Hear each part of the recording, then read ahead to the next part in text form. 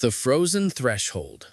The transport shuttle hummed as it descended through Aranth's silver atmosphere, and Cale Thorne pressed his palm against the viewport, watching ice formations catch the light of distant suns. 3 months of preparation, countless briefings about Aranthian customs, and still his chest tightened with uncertainty. This mission could mean everything, a treaty that would give Earth access to crystalline energy sources while preserving Aranth's ecological balance. Or it could mean war. The luminous caverns rose before him like frozen lightning, their surfaces reflecting colors that didn't exist in Earth's spectrum. His boots crunched on mineral snow as he approached the entrance, diplomatic credentials clutched in one hand, the traditional peace offering, a sphere of compressed starlight, in the other. She emerged from the shadows like winter given form. Seraphine Mora moved with a predator's grace, her body wrapped in armor that seemed to grow from her skin, translucent and strong. Her eyes held the blue-white intensity of supernovas, fixed on him with an expression he couldn't read. Everything about her spoke of danger and beauty intertwined. "You come bearing gifts," she said, her voice carrying harmonics that made his spine tingle. "But your kind also came bearing weapons last season." Cale kept his hands visible, non-threatening. "I'm a mediator, not a soldier. That incident was unauthorized. My government condemned those actions." She circled in slowly, and he forced himself to stand still, despite every instinct screaming to track her movement. "Words are wind, human. Your people take and take. Why should we trust you inside our sacred places?" "Because we need each other." He extended the starlight sphere toward her. "Your world has resources we desperately need. We have technology that could." Seraphine moved like liquid mercury, closing the distance between them in a heartbeat. Cale braced himself, muscles tensing for impact. His mind raced through defensive protocols, diplomatic escape phrases, anything. Her lips met his with startling warmth. The kiss wasn't gentle. It was searching, testing, electric. Cale's thoughts scattered like stars before a nebula. The starlight sphere slipped from his fingers, forgotten, as heat flooded through him. Her hand cupped the back of his neck, fingers threading through his hair, and he found himself responding without conscious decision. His arms moved to her waist, feeling the strange texture of her armor soften under his touch. When she pulled back, his breath came in ragged gasps. Confusion and desire warred across his face. Seraphine's expression had transformed, surprise flickering in those cosmic eyes. "You taste of truth," she whispered. "This changes everything." Whispers in crystal light. Cale's heart still hammered against his ribs as Seraphine stepped back, her fingers lingering for a moment against his jaw. The cold air of Aranth felt sharper now, or perhaps he simply noticed it more acutely against his flushed skin. "I don't understand," he managed, his voice rougher than intended. "What just happened?" Seraphine bent gracefully to retrieve the fallen starlight sphere, examining it with newfound interest. "My people read essence through contact. Words lie, bodies cannot. Your intentions are—" She paused, searching for the translation. "Clean, pure. You truly seek balance." She began walking deeper into the caverns, and Cale followed, his diplomatic training struggling to reassert itself over the chaos of sensation still coursing through him. The walls around them pulsed with bioluminescent veins, casting their path in shades of azure and violet. Each step took them further from the harsh exterior world into something that felt ancient and alive. "On Earth, we use words for trust building," Cale said, falling into step beside her. The passage narrowed, their shoulders nearly touching. Contracts, agreements. How exhausting, a hint of amusement colored her tone. To dance around truth instead of simply knowing. She glanced at him sidelong. "Tell me of your world, Cale Thorne. What brings a man so far from home?" They walked through chambers where crystals grew in impossible geometries, and Cale found himself talking more freely than he had in years. He spoke of Earth's energy crisis, of children who would inherit a dimming world if solutions weren't found, of his own daughter, 7 years old, who loved drawing stars she'd never seen properly through polluted skies. Seraphine listened with an intensity that felt like being truly seen. She shared stories of Arendt's long memory, of when her people first touched the consciousness of their planet and learned to live as partners rather than parasites. Her hand found his as they navigated a particularly smooth section of crystal floor, ostensibly for balance, but neither released their grip when the path leveled. "Your dedication to your young ones honors you," she said softly. Their pace had slowed without either noticing. "We Arenthians believe children are starlight given form, that protecting their future is our highest calling." Kale stopped walking, turning to face her fully. In the crystal light, she looked otherworldly, yet achingly real. "Then we have more common ground than our governments realize." "Perhaps." Her free hand rose to touch his chest, right over his heart. He could feel his pulse jumping under her palm. "Your rhythm quickens. Fear or something else?" "Something else," he admitted. The air between them felt charged, like the moment before lightning strikes. Seraphine's lips parted slightly, and Kale found himself leaning closer, drawn by something beyond logic or duty. When he stumbled slightly on the smooth crystal beneath his feet, she caught him with surprising strength, pulling him against her. Their bodies aligned, and Kale felt the warmth of her through both their layers. Her armor had softened further, almost fabric-like now, against his palms where they rested on her waist. Seraphine's breath ghosted across his lips, carrying a scent like ozone and snow. "The elders wait," she whispered, but made no move to step away. "Let them wait a moment longer," Kale replied, and kissed her with all the longing 3 months of lonely space travel had built inside him. This kiss was different, slower, deeper, exploratory. She responded with equal hunger, fingers tracing the line of his spine through his diplomatic jacket. The dance of understanding. The negotiation chamber felt suffocating after the intimacy of the crystal passages. 5 Arenthian elders sat in a semicircle, their expressions carved from ice and ancient judgment. Kale presented Earth's proposal with every ounce of professionalism he possessed, but his awareness kept drifting to Seraphine, standing sentinel by the entrance, her gaze burning into him. The eldest, matriarch Visa, spoke in harmonics that the translation device struggled to capture.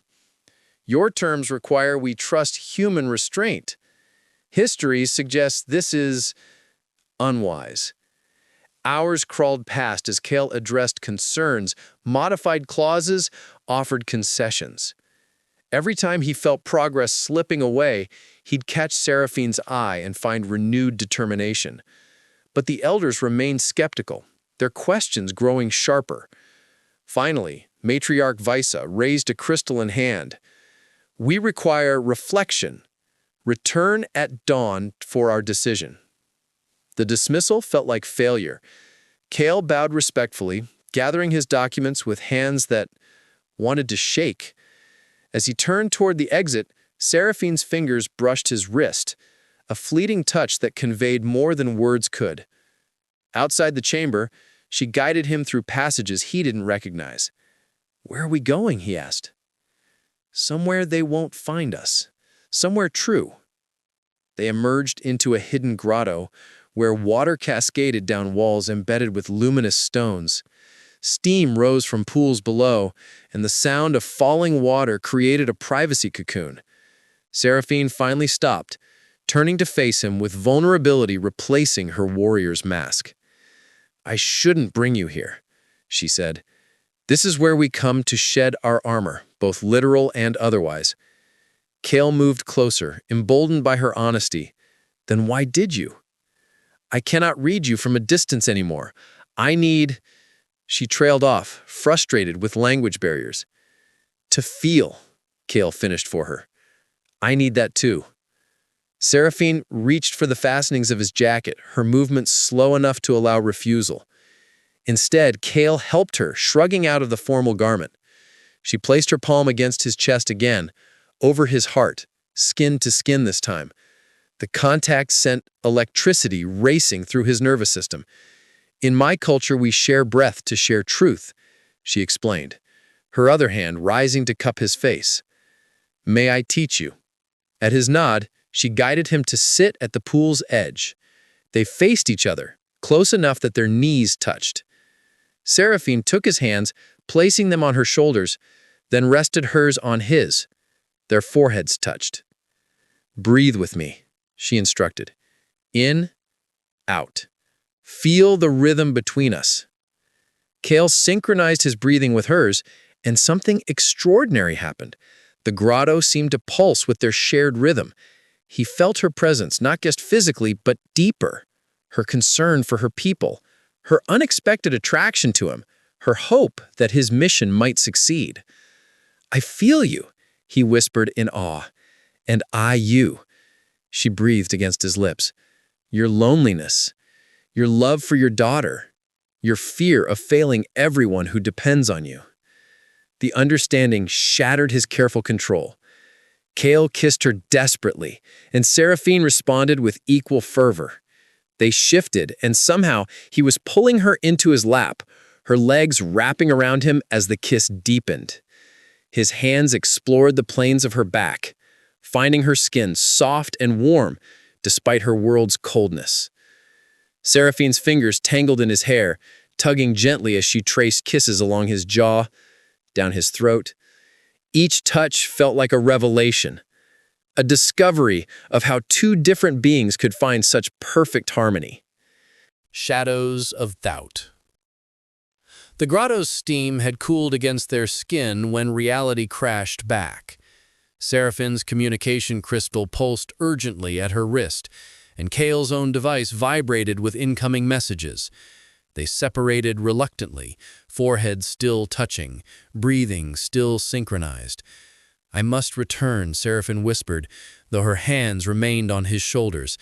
"The council will wonder at my absence." Kale pressed one more kiss to her lips, soft and lingering. "When can I see you again?" Her expression clouded. "Kale, there are factions among my people who view any human contact as contamination. If they knew I brought you here, to our sacred waters—" She didn't finish, but he heard the unspoken danger. They dressed in heavy silence, the intimacy of moments before now shadowed by the weight of their respective worlds. At the grotto's entrance, Seraphine caught his hand one final time. The eastern observation deck. When both moons reach zenith, come alone. Then she was gone, leaving Kale alone with the fading warmth of her touch and the cold knot of dread forming in his stomach. Back in his assigned quarters, a modest chamber carved from translucent crystal, Kale found 3 priority messages waiting. The first was from his daughter, a video recording of her latest drawing, him standing on an alien world holding hands with a figure she'd colored in shades of blue and silver. "Come home soon, Daddy. I miss you." The second was from his supervisor. Preliminary reports suggest Arianthian resistance to the treaty is stronger than anticipated. We're authorizing you to offer additional concessions, but Earth Command is losing patience. You have 48 hours to secure an agreement, or we're withdrawing and considering alternative acquisition strategies. Alternative strategies. Military speak for what came after diplomacy failed. The third message made his blood run cold. It was intercepted Arianthian communications, translated by Earth intelligence. A faction, led by Commander Dre, was calling for Seraphine's removal from her post, citing contamination by human influence and compromised loyalty. They were planning to challenge her before the council at dawn. Kale paced his chamber like a caged animal. Every instinct screamed to find her, warn her, protect her. But appearing at her side would only confirm their accusations. His hands clenched into fists as he stared at the crystalline walls, seeing his reflection fractured into 1,000 uncertain versions of himself. The hours until zenith crawled past with agonizing slowness. When both moons finally aligned, Kale made his way through shadowed passages to the eastern deck. The platform jutted out over a chasm filled with luminescent mist, offering a view of Ariante's haunting landscape. Seraphin stood at the edge, her silhouette outlined by moonlight, looking more isolated than he'd ever seen her. "You came," she said without turning. "Always." He moved to stand beside her, not touching, but close enough to feel her presence. "Seraphin, I intercepted communications. Commander Dre." "I know." Her voice carried a weariness that made his chest ache. "Word travels fast in crystal halls. They call me traitor, weak, blinded by alien seduction." She finally turned to face him, and he saw tears tracking down her cheeks, crystalline and luminous. "Perhaps they're right." "No." Kale cupped her face gently, brushing away those strange tears. "What we have isn't weakness. It's the only real thing in all of this political maneuvering. My duty is to my people," she said, but her hands rose to cover his, holding them against her cheeks. "I've sworn oaths older than your civilization. I cannot abandon them, even for—" She looked at him with such longing it felt like a physical touch. "Even for this." "Then don't abandon them. Stand with me." Kale pulled her close, feeling her resistance crumble as she melted against him. "We find a way that honors both our worlds, together." Seraphin lifted her face to his, and their kiss tasted of salt and desperation. They sank down onto the crystal deck, wrapped in each other's arms, holding tight against the forces trying to tear them apart. The twin moons cast their joined shadows as one elongated form across the platform. "Tell me about Earth," she whispered against his shoulder. "Tell me everything." So he did. He painted pictures with words, of oceans and forests, of cities that glowed with artificial light, of a daughter who drew stars. And she told him of Ariante's deep history, of songs sung in frequencies humans couldn't hear, of the way her planet dreamed beneath its frozen surface. They made love slowly as the moons traced their arc across the sky. Each touch a promise, each kiss a rebellion against the boundaries others tried to impose. Seraphin's skin glowed softly in the darkness, and Kale traced those luminescent patterns with reverent fingers, memorizing every curve and plane of her body. She explored him with equal wonder, her touches alternating between tender and urgent. Afterward, wrapped in his jacket and her softened armor, they watched dawn approach, with the terrible knowledge that it might bring their separation. "Whatever happens in that council chamber," Kale said, his lips against her hair, "know that you've changed me. You've given me something worth fighting for beyond duty or politics." Seraphin turned in his arms, her eyes fierce despite the tears. "Then we fight, not against each other's worlds, but for them, for a future where your daughter can draw real stars and my people don't have to fear the darkness between them." Their final kiss before dawn tasted of hope and determination. The choice that binds. The council chamber filled with Arianthians as the first sun breached the horizon, casting long shadows across crystalline walls. Kale stood before the semicircle of elders, but this time Seraphin stood beside him rather than at the entrance, a positioning that sent murmurs rippling through the gathered crowd. Commander Dre rose from his position among the observers, his armor dark and battle-scarred. "Matriarch Visa, I formally challenge Sentinel Seraphin's fitness for duty. She has been compromised by human contact, her judgment corrupted by inappropriate attachment." The murmurs grew louder. Kale felt Seraphin tense beside him, but she didn't step away. Instead, her hand found his, a deliberate public gesture that silenced the chamber. "You speak of corruption, Commander." Seraphin's voice rang clear and strong. "But I have done what our traditions require. I read this human's essence and found it true. Is it corruption to recognize an ally when one stands before us? Or is the true corruption in clinging to fear and hatred?" Matriarch Vice's ancient eyes moved between them. You understand the implications of such a public display, Sentinel?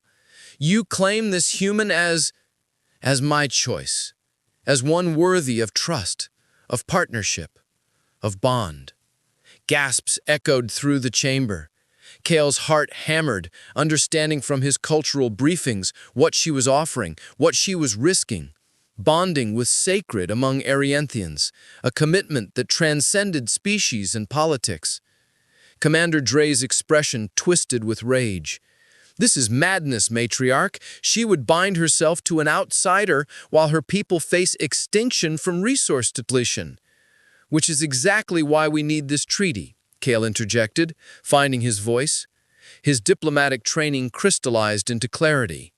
Not resource extraction, but resource exchange. Earth provides terraforming technology and sustainable energy alternatives. Arianth grants limited access to crystalline samples for research only. But most importantly, we establish a joint council, equal representatives from both worlds with shared guardianship over Arianth's sacred sites. Matriarch Visa leaned forward. You would give your people's technology freely? Not freely, in trade for something more valuable than crystals. Partnership. My world needs to learn what yours already knows, how to live in balance. Kale looked at Seraphin, drawing strength from her presence. And I need you all to understand something. I came here as a mediator, yes, but Seraphin has shown me the true diplomacy isn't about winning negotiations. It's about building bridges between hearts. Seraphin squeezed his hand.